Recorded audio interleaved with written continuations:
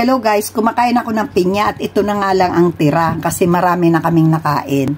Alam nyo ba guys, ang pinya, ang benepisyo ng pinya sa ating katawan ay napakarami. Health benefits.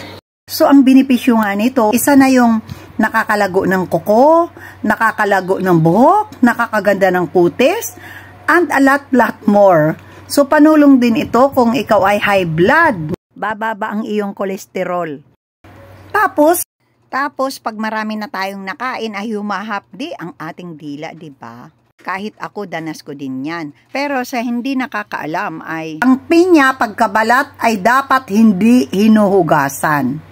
Kasi pag hinugasan nyo ang pinya na binalatan ay diyan siya humahapdi ang dila. So dapat wag nating huhugasan. Make sure na malinis siya, manatili siyang malinis na binabalatan hanggang mabalatan, saka natin pahida ng konting-konting asin, okay? At saka hiwain ng paganito, okay? So ayan, ang syrup niya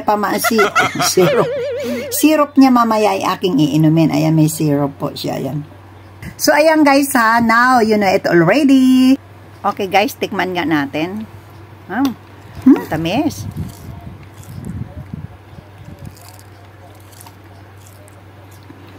Napakatamis. Ayan, thank you for watching my reels.